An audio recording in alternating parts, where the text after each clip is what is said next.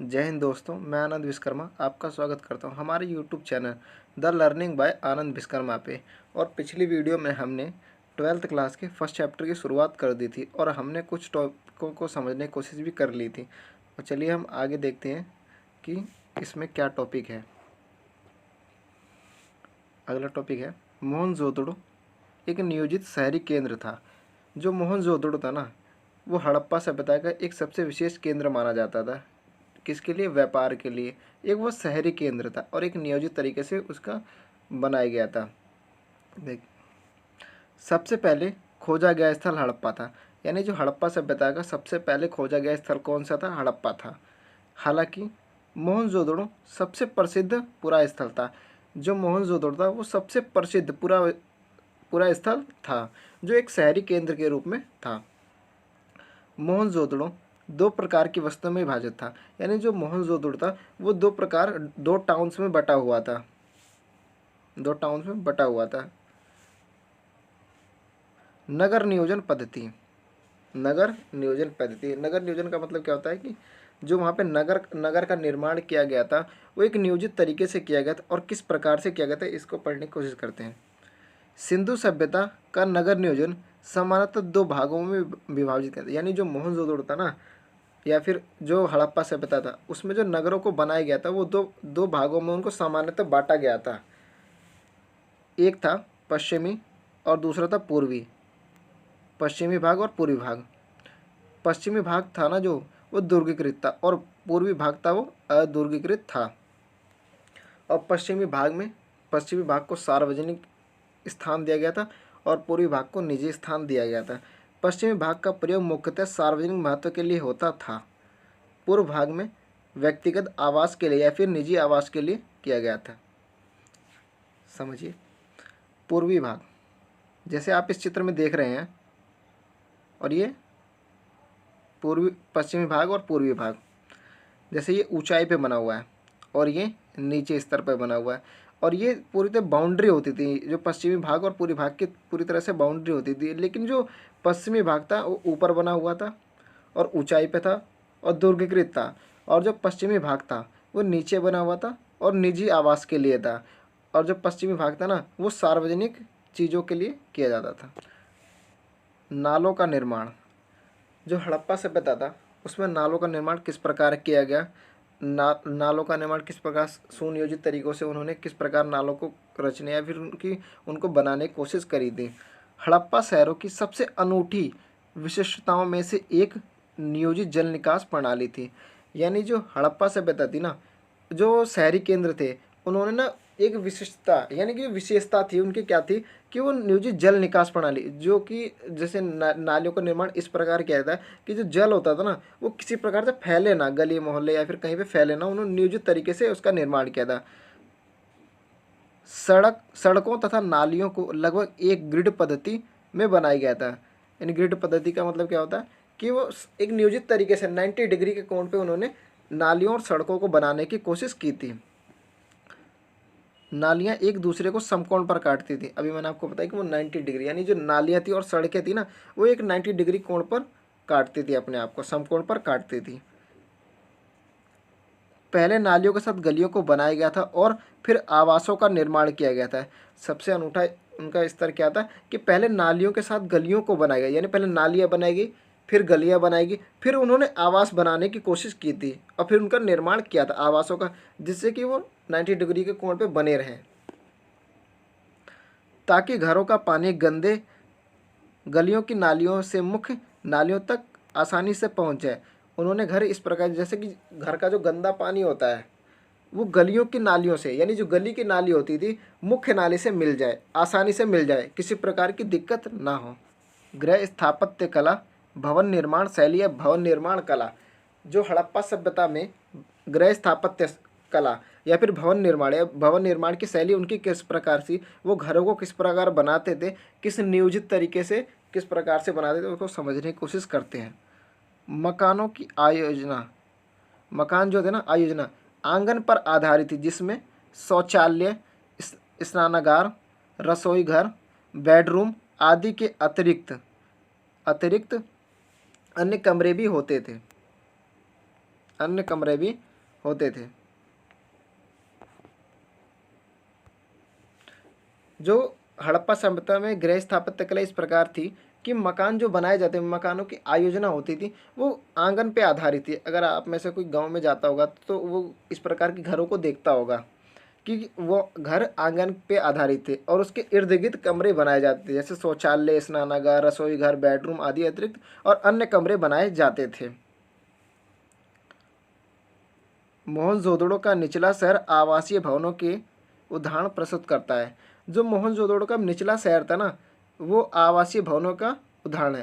यानी जो मोहनजोदड़ो का जो पूर्वी शहर था, पूर्वी शहर, वो आवासीय भवनों का उदाहरण है। मजबूती के लिए नींव निर्माण भी किए थे।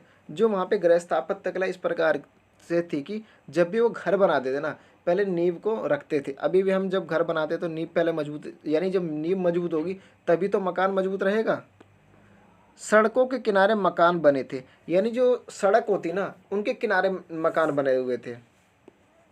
मकानों में सुविधा, यानी जो मकान होते थे उनमें क्या किस किस प्रकार की क्या क्या सुविधाएं थी, जैसे हवा, पानी, सफाई, प्रकाश की पूरी व्यवस्था थी। यानी पहली बात तो वहाँ पे पानी सही तरीके से आए, हवा आए, यानी खिड़कियाँ वगैरह अच्छे प्रकार से निकालते थे वो, सफाई सही तरीके से कर पाएँ, प्रकाश यानी रोशनी, लाइट सही तरीके से आए उनके मकान में।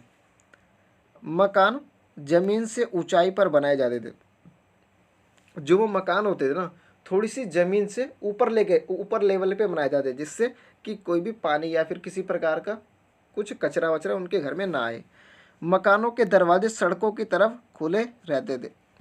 यानी जो मकान होते हैं ना, उनके दरवाजे सड़कों की तरफ खुले खुले रहते थे, यानी खुले रहते थे। मकानों के प्रवेश द्वार मुख्य मार्ग की अपेक्षा गली और खुले होते थे। यानी जो मकान होते थे ना, उनके जो मुख्य दरवाजे होते थे, एक तो दरवाज़ा होता है और एक मुख्य दरवाज़ा जिससे मेन गेट होता है, वो गली में खुलते थे, ना कि सड़क पर। जिसका कारण हलचल और शोर प्रदूषण से सुरक्षित रखना होगा। यानी जो मेन दरवाज़ा था ना, मुख्य दरवाज़ा था, उसको सड़क के अंदर, इस सड़क के दरवाज़ा इसलिए खोलते थे क्योंकि शोरगुल या फिर प्रदूषण वगैरह उनके यहाँ पे ना हो पाए। सड़कों के किनारे किनारे पानी की निकासी के लिए नालियाँ बनाई हुई थी। नालियों को ढकने की व्यवस्था भी की थी। हड़प्पा सभ्यता में जो सड़क होते हैं ना, सड़क के किनारे नालियाँ बनाई गई थी और पानी पानी की निकासी के लिए गंदी नालियाँ बनाई गई जिसमें गंदा पानी जा सके, नालियाँ बनाई हुई थी। और जो नालियाँ थी ना, उनको ढकने का भी प्रयास किया, यानी उनको ढकने की भी व्यवस्था की गई थी। ढकने की व्यवस्था इसलिए की गई थी कि उसके अंदर कोई भी किसी प्रकार का कचरा वगैरह ना जा पाए। और हड़प्पा सभ्यता में उन्होंने उस नालियों को पलस्तर करने की भी कोशिश की थी, पलस्तर करने की भी कोशिश की थी। नोट में पढ़ेंगे हम एक पॉइंट।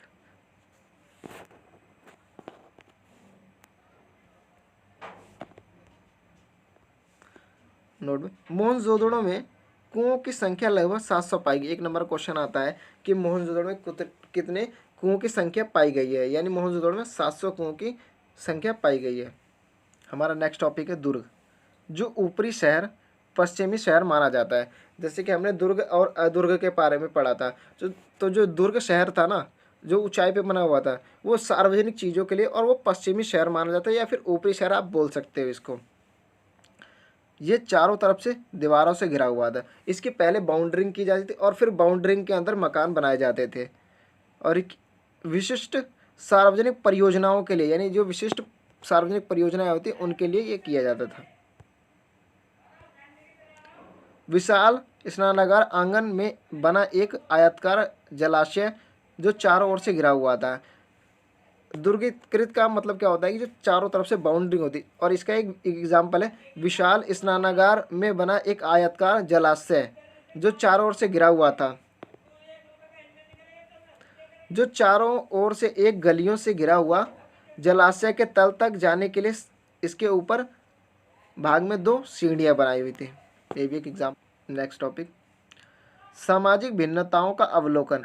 यानी अब हम सामाजिक भिन्नता, यानी समाज में जो भी भिन्नताएं थी कि वो अपना स्वधान कैसे करते थे, उनके मनोरंजन के क्या साधन थे, वो कौन सा खेल खेलते, इन चीज़ों को हम समझने हैं। समाज में क्या क्या उनके जो संस्कृतियाँ थी उनको समझने की कोशिश करेंगे। सामाजिक भिन्नताओं का अवलोकन। पहला क्या था? स्वाधान।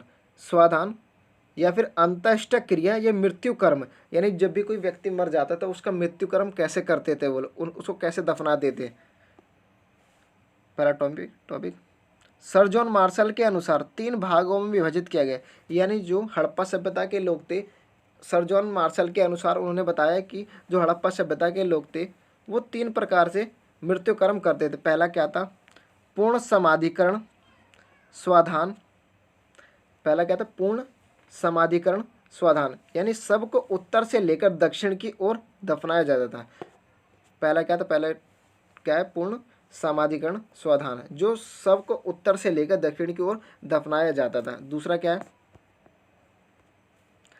आंशिक स्वाधान, जो सबको पशु पक्षियों द्वारा खाने के बाद हुए अवशेषों को, बचे हुए अवशेषों को दफना देते। यानी आंशिक का मतलब छोटा, जो छोटा सा हिस्सा बचता था बॉडी को वो फेंक देते थे, सब को जो फेंक देते थे पशु पक्षियों के सामने या फिर कहीं पे दफना, ऐसी बाहर खुले में मैदान फेंक देते थे। और जब भी पशु पक्षी उसे खा लेते थे उनके बाद जो भी हड्डी वगैरह जो भी कुछ बचता था उसको वो दफना देते, अवशेषों को दफनाते थे।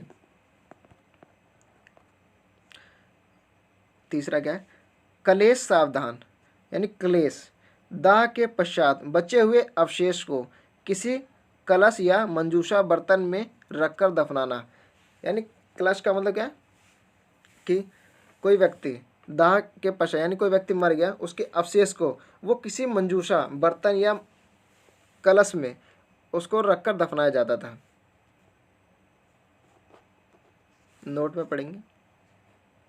1980 के दशक के मध्य में हड़प्पा के कब्रिस्तान में हुए उत्खनन में एक पुरुष की खोपड़ी के समीप शंख के 3 छल्ले जैस्पर एक प्रकार के उपरत्न मिले हैं। ये भी आप, अगर आपको हमारी वीडियो अच्छी लगी तो लाइक, शेयर, कमेंट और सब्सक्राइब ज़रूर करें। और अगर आप किसी भी टॉपिक के बारे में कोई आपकी जानकारी है, पूछना चाहते हैं हमसे, तो उसके लिए भी कमेंट कर सकते हैं आप। धन्यवाद।